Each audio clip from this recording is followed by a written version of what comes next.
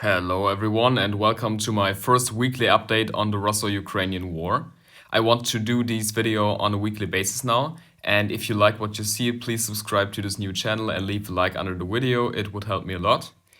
After the intro we will start exploring the current situation on the front line, and then we will move on to the air attacks that were carried out over the last days.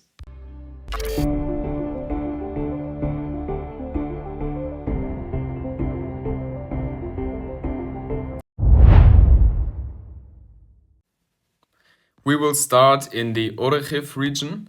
There are no reports about any updates on the front line over the last few days. There are only artillery duels and drone attacks, but no advances on the front line.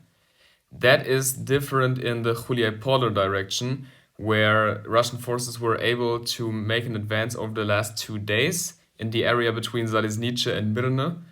They advanced about roughly 1 kilometer, not a big advance, but certainly something, and they are continuing to mount pressure on the Ukrainian positions in this region. Many speculate that the Russian summer offensive could go in this direction towards Zaporizhia, so we will see how the Russians will behave here over the next months. There are no updates about any advances in the direction of Pokrovsk, so we will move on to Pokrovsk, where the battle of the village Khrizhne is coming to an end. Ukrainians are still present in the north of the village, but the Russians are continuing to pressure them out of the village. Maybe the Ukrainians can hold their positions there for about a week or 2 weeks, but it would not surprise me if I can report the full conquest of Khrizhne in the next update on the Russo-Ukrainian War. The village is not super important for Ukrainians, but the Russians are securing their situation around Pokrovsk with the capture of Khrizhne. In Rodynske, a small update, the Russians were able to expand the gray zone for about 200 meters, not a big advance, but a geolocalization showed Russian forces in the area, so the gray zone was moved to this spot. The battles in Rodynske continue as usual. Both sides are not in control of the village except for the eastern part where the Russians have taken positions. Ukrainians are still present there and will continue the resistance. Then we will move on to Kostiantynivka. The city of Kostiantynivka endured heavy shelling by Russian artillery over the last 2 days. There were a lot of bombs were dropped there and a lot of drone attacks were carried out. Maybe the Russians are trying to bomb the city so they can storm it, but that is only a theory. We don't know if the attacks will intensify on Kostiantynivka. It would make sense because the Russians could move the front line more to the west, and that would be a positive strategic development for the Russians if they could move the front line more in the Kramatorsk region. As of today, the Ukrainians still control almost 100% of Kostiantynivka. There is one part in the gray zone in the southern outskirts of the city, but I think Ukrainians have positions there. I have seen videos where Russian artillery bombards Ukrainian positions in this part of the city. So I think at this day, still 100% of Kostiantynivka is in Ukrainian hands. But we have to see. Russians advanced in Pretechne over the last days. There it is. From the 19th of April to the 20th of April, they conquered more of the village, and now only the western part is in the gray zone, whereas the eastern part of the village is in Russian hands. Yeah, as I said, we will continue to monitor the situation there, and if anything important happens in Kostiantynivka, I will update you about it in my next video. Moving on to the Sloviansk-Kramatorsk direction, there is an important development. Where it is? Oh, sorry, yeah, I forgot. This is the gray zone expanded because Russian troops were sighted in this part of the area near Rai Oleksandrivka. Therefore, the gray zone was expanded to this area, and Ukrainians are now half encircled there. It's not really sure if the Russians are still present there. I would bet that this was only a small group of Russian soldiers who were eliminated, and the rest of the Russians is still present in Kaliniki.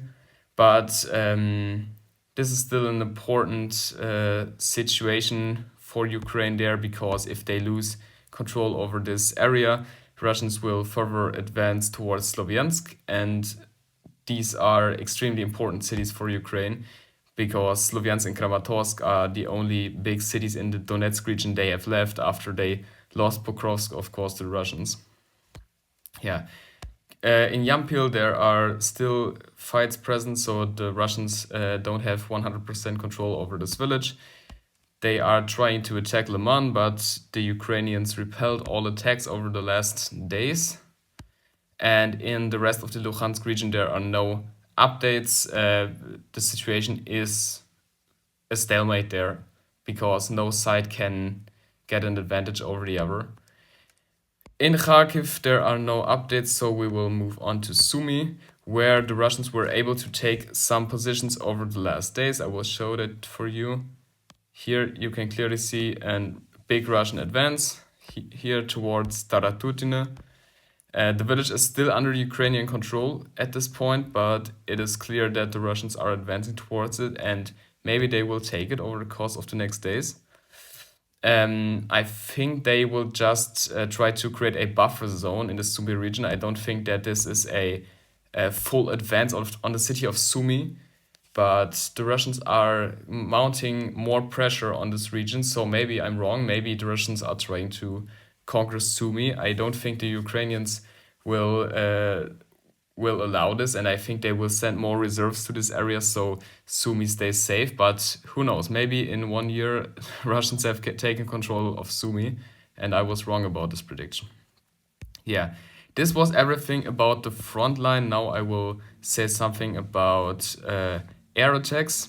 We will start in eastern Ukraine, where Russia, of course, attacked eastern Ukrainian cities like Slovansk and Kramatorsk with drones.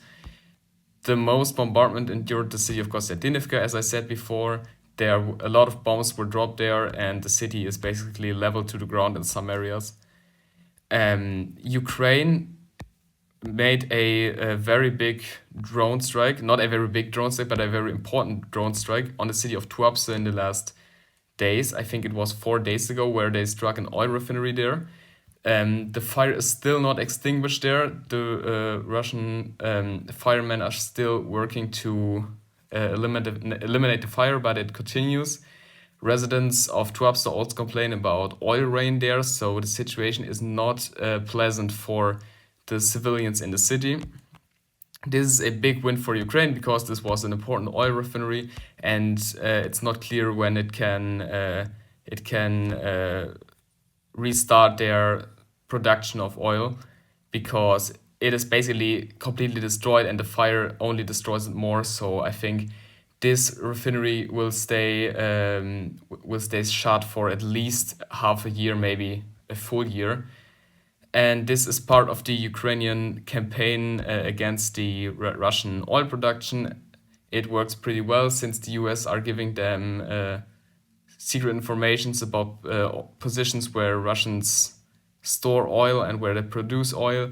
And if Ukraine continues these attacks, maybe they can cut the Russian oil export. That would be a big advantage for them, because Russia would then have some strong economic issues.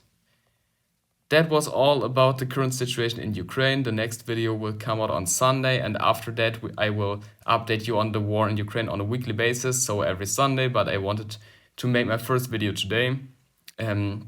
So don't be surprised when the next video drops out in 3 days. Yeah, if something important happens, I will also update you on this channel in a separate video, but I don't think that a huge advancement will follow in the next days. Please subscribe to this channel, please like the video, and I see you next time. Bye bye.